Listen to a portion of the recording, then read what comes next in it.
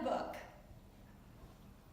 Or I should say, my husband Tim and I are spearheading a project in Italy, and it's featured in a book by a New York Times best-selling author, Dianne Hales.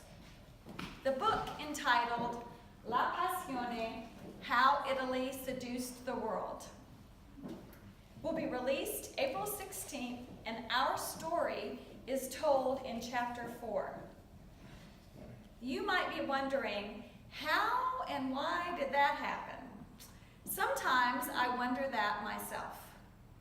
I can tell you that 2 years ago, I was reading Dianne Hales' first book, and maybe you've read this. It's called La Bella Lingua. And Dianne was describing her, quote, love affair with Italian, the world's most enchanting language. This is what she said.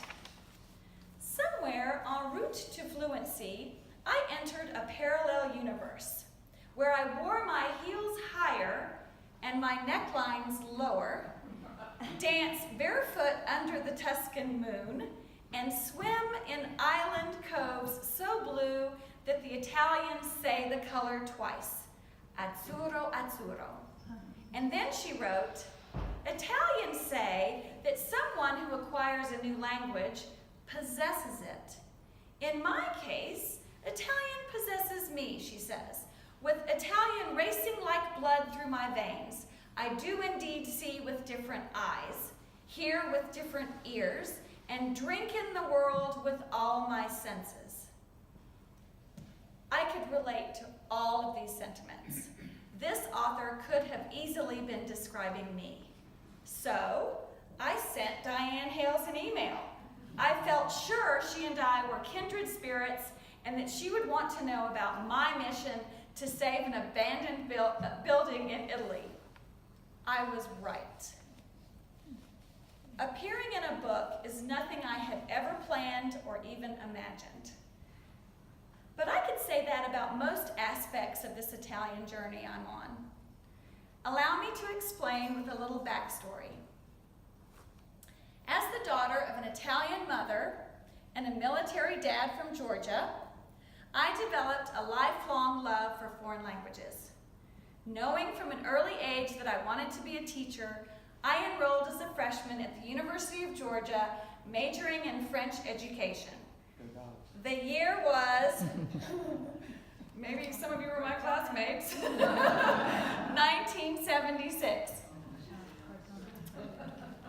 In UGA's Moore College, where foreign language classes were taught at that time, beautiful, inviting posters that read, "Study abroad in Cortona," were hanging everywhere. I so wanted to go and study in Italy, in Tuscany no less. However, I knew my parents were sacrificing to send their 3 kids to college, so I never mentioned my Cortona dream to them. In the blink of an eye, it seems, the year was 2010, and my eldest son, Zach, was a junior at UGA. Tim and I were happy to be able to give Zach the opportunity to study in Cortona. This meant that I could visit him there. My dream of going to Cortona was finally coming true.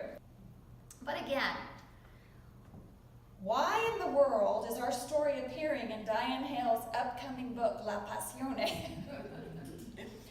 It is literally at this point in writing this presentation or typing it that I stopped writing and I thought, I've never asked Dianne why I'm in La Passione. So I asked her. I wrote her an email and asked her. So this is the response she emailed me back.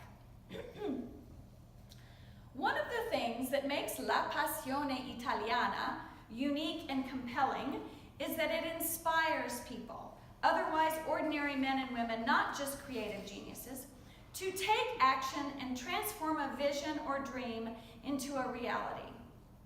And this doesn't happen just in Italy or just to Italians. In my research, I met several people working very hard to restore a work of art or a historic building. But what struck me about Rita was the single-minded passion burning inside her. Like many other passion-struck souls, she had an epiphany. person to save San Filippino was me.